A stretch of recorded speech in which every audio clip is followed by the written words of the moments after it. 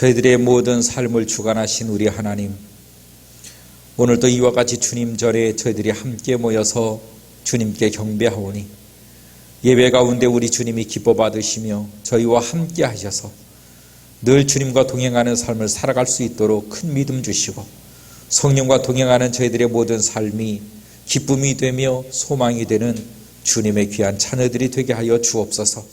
예배를 주관하신 우리 주님 앞에 큰 영광 되기를 원하오며 예수님의 이름으로 기도하옵나이다.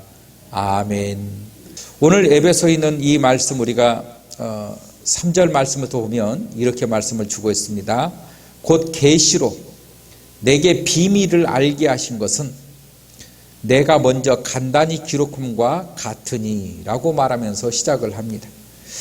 곧 계시로 내게 비밀을 알게 하신 것, 이것을 이제 기록을 했다라고 하는 것이죠. 4절 말씀을 보면 그것을 읽으면 바로 계시에 대한 비밀, 그것을 읽으면 내가 그리스도의 비밀을 깨달은 것을 너희가 알 수 있을 것이다. 하나님의 말씀, 하나님이 주신 계시, 그 계시 속에서의 비밀, 그 비밀이 뭐냐면 그리스도의 비밀이었다라고 말하고 있습니다. 그리스도의 비밀, 그리스도의 비밀, 그리스도 안에 담겨 있는 그 비밀.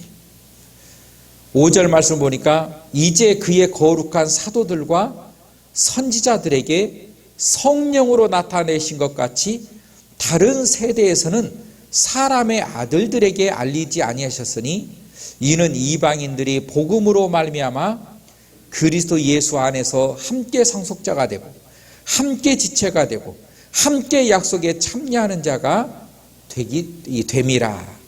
바로 이 복음, 이 비밀이 바로 복음인데 이 복음으로 그리스도 예수 안에서 먼저는 상속자가 되고, 그러니까 하나님의 상속자가 될 수 있는 비밀이었다라고 하는 것입니다. 하나님의 상속자가 되는 하나님이 감춰놓은 비밀, 그것을 바로 하나님이 선택하신 그들에게 풀어주셨다는 것입니다. 알게 주셨다는 거예요. 그걸 가르쳐서 우리는 하나님의 계시를 나에게 내려주셨다라고 말을 해요. 우리는 계시 그러면 요한계시록만 생각하는데 내가 알지 못한 하나님의 비전을 가르쳐서 계시라고 그래요. 하나님의 이 모든 말씀을 계시라고 합니다. 이 계시를 우리에게 풀어주심으로 인해서 내가 하나님의 상속자가 될 수 있는 비밀을 나에게 주셨다라고 하는 것입니다. 그것은 곧 상속의 문서를 나에게 주셨다라고 하는 거예요. 이것처럼 하늘에 감춰져 있는 크고 놀라운 비밀은 없다라고 하는 것입니다. 내가 하나님 나라의 상속자였구나라고 하는 것이 이 땅 위에 살고 있는 나에게 하나님이 지명하셔서 나를 부르셔서 그 나에게 하나님의 상속권을 허락하셨다라고 하는 이것은 하나님의 나라에서는 놀라운 하나님의 은혜요, 은총이다라고 하는 것입니다. 두 번째는 함께 지체가 되었다. 지체라고 하는 것은 내가 예수 그리스도의, 다시 말해 하나님의 몸이 되었다라고 하는 것입니다. 내가 하나님의 몸이 되었다라고.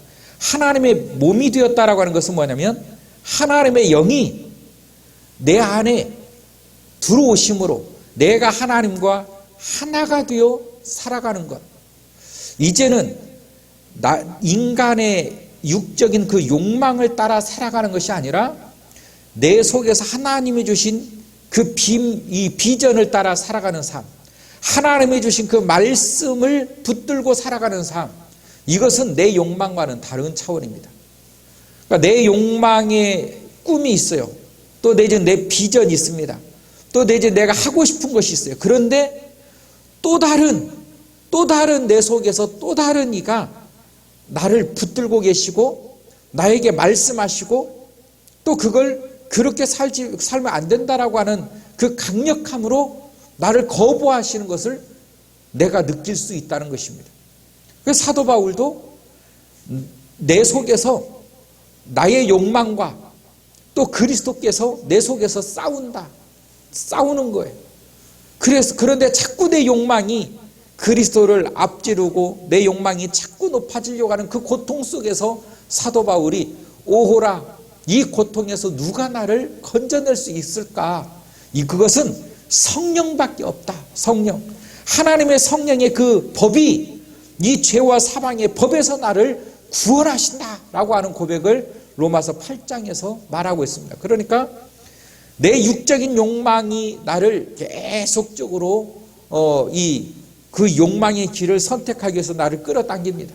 그러나 반면에 내 속에서 또 그리스도께서 계속 그리스도의 길로 서게 하시려고 나를 끌어당기는 것입니다.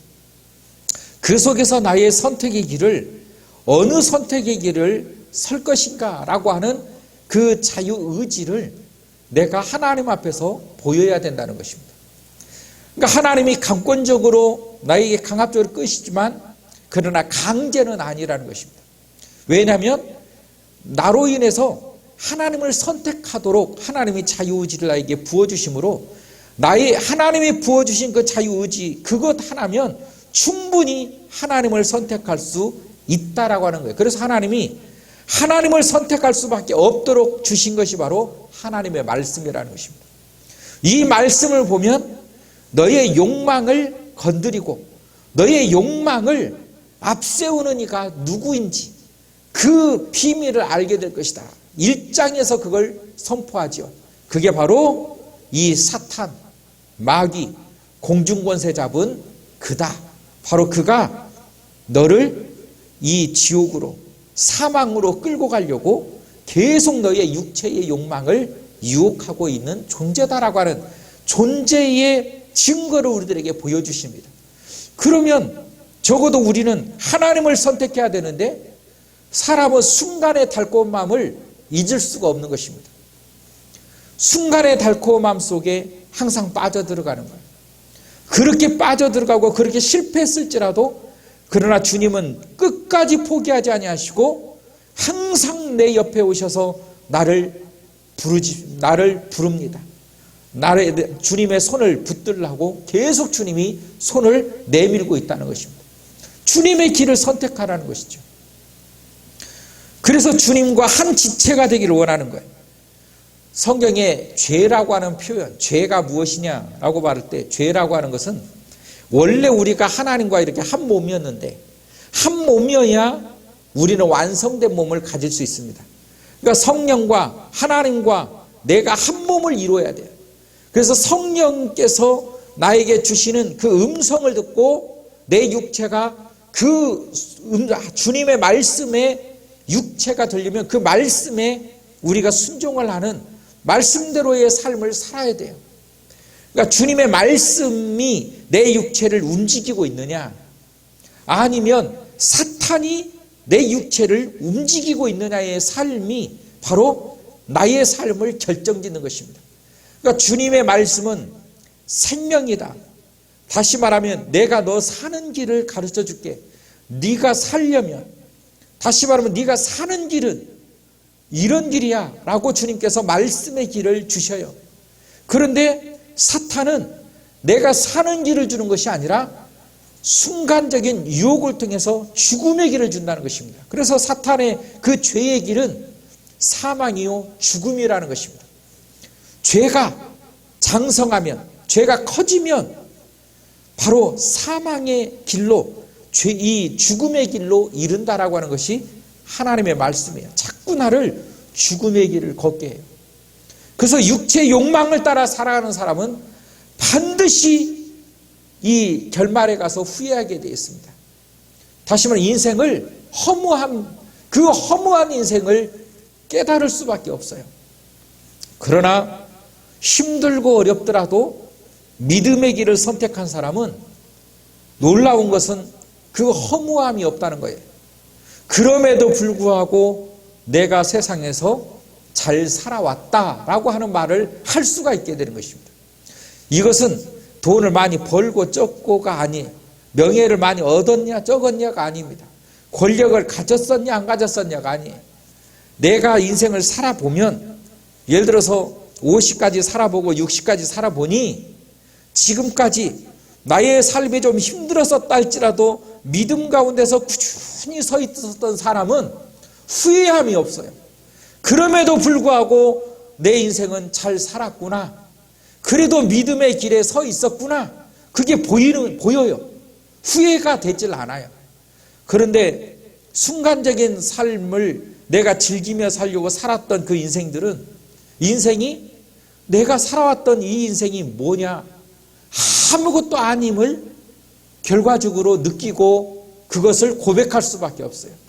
그래서 세상을 살았던 사람들의 입속에서 한결같이 나오는 그 말이 뭐냐면 인생을 살아봤더니 아무것도 아니더라.